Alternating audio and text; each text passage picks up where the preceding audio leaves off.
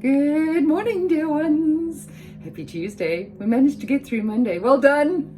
It may have been a bit blue, but because it was full moon, it was the perfect opportunity to cleanse your house of those negative energies that you bring into the home. You can do that with intention, you can do that with incense, you can do that with sage, Palo Santo. There's a couple of different ways on doing your house cleanses, but just after full moon is the perfect time to do that. So, ladies and gents, we are continuing with the Third Eye Chakra, which is all about seeing and seeing from our spiritual sense. Okay, so when we're going through the ages of 35 until 42, consider what that means. Consider what is normally going on in that age. Between the ages of 35 and 42, we're normally focusing in our lives, we're focusing on our careers. It's very often when we're having our children and when we are climbing perhaps the corporate ladder. And we feel very often during that time that we are running a race, and that either we're needing to catch up or we are so busy with everything that there is a little bit of a tunnel vision that happens, whether it's career-wise, whether it's family-wise. And of course, we all know what it's like to have young children during this particular time in your life. And all of your focus and your attention goes on them, and you completely forget about yourself. And it's almost as if you can't see through the muck, the goo, so to speak. And everybody is working towards this future, this picture, this quality picture of a future, of a successful picture in our heads. And that is the single-mindedness of what we need to achieve no matter what. And when we think about that, very often that particular picture isn't actually what we want for ourselves in our lives, but it's perhaps what's expected of us. And then we reach a certain age, and there we have our midlife crisis, where perhaps we're getting to a point where the kids are old enough, we're getting to a point where they're maybe talking back to us, they're becoming young adults themselves, and we look at ourselves in the mirror, or we look at each other in a relationship, and we think, who are we? Like, what do we actually want from our lives? Where do we go now? And that is when a lot of relationships break down, because people start questioning the things that they could have, because we don't should ourselves, that's a scold, could have questioned and thought about before. It's okay to do that now. But do you understand where we're at, not only in our spiritual development, but where we're at in our life, in what happens normally in this particular time of our lives, and what the expectations we have of ourselves, the expectations that others have of us, the roles we have to fulfill, and the quality picture of what the perfect person in that particular role is supposed to do, say, be, act, etc.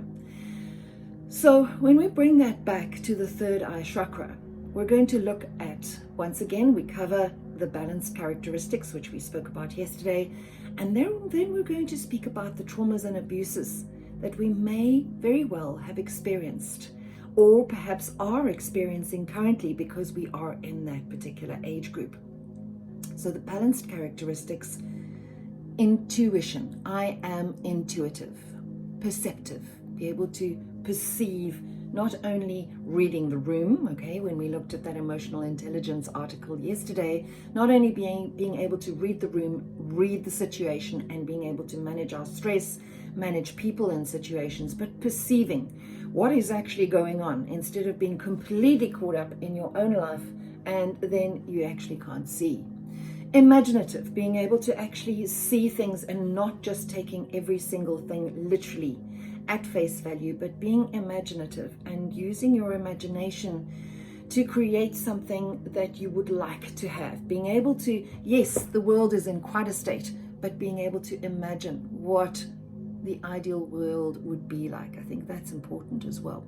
A good memory, good dream recall, the ability to think symbolically. I spoke about that yesterday. The ability to visualize, and of course clairvoyance.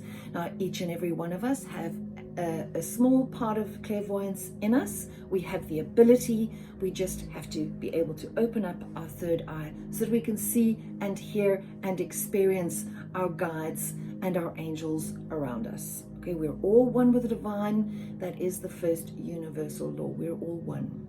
So if we're able to tap into that consciousness, the greater consciousness of everybody, a little bit like Cerebro in the X-Men, okay, if we're able to tap into that consciousness, we'll be able to understand everybody, and we'll be able to tap into the knowledge of everybody as well. If we all have open third eye chakras, we'll actually be able to communicate telepathically, and we don't even need the World Wide Web because we can just tap into that information. That would be ideal. A nice imagination, right?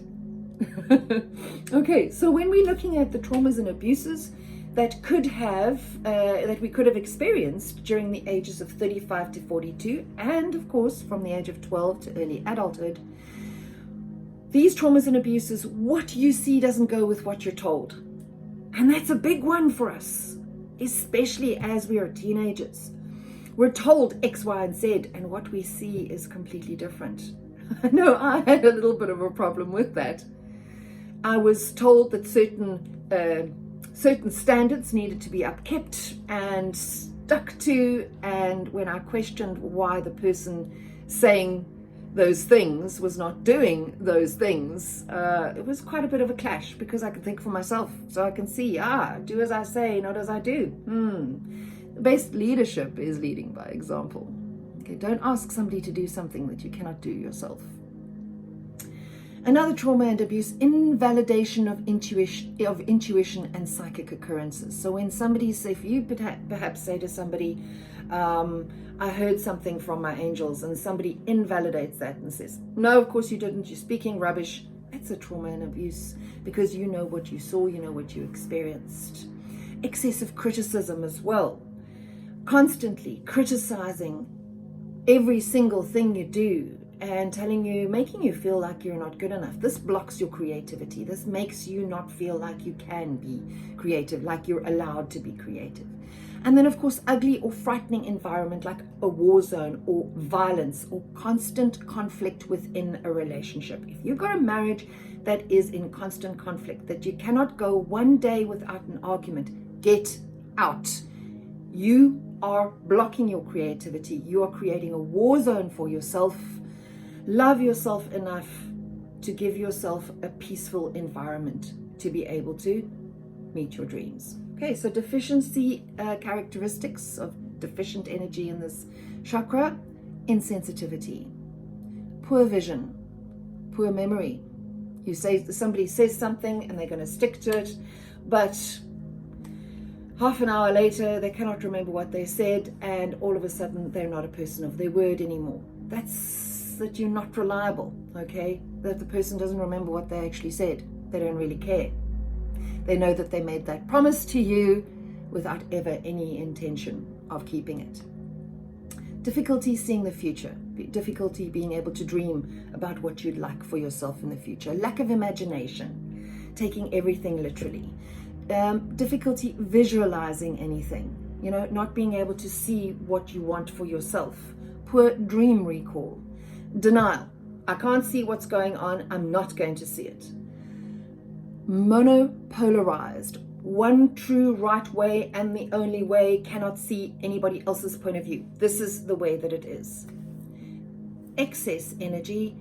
These characteristics include hallucinations, delusions, obsessions, difficulty concentrating, and having nightmares.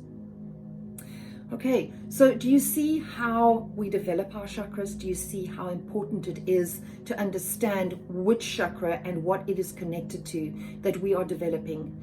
And being aware of that development means that we are able to change how we see things and how we do things, and release. It's so important just to release and to let go. The things that no longer serve you or are no longer for your highest and greatest good. But what is for your highest and greatest good are the 4 agreements. Be impeccable with your word. Do not take anything personally. Do not make assumptions. Just do your best. And the 5 Reiki principles. Just for today, do not worry. Just for today, do not anger. Just for today, work honestly and hard on yourself. Just for today, be kind to all living things. Just for today, be grateful for everything you have. Namaste, dear ones. I'll see you tomorrow. Have a good day.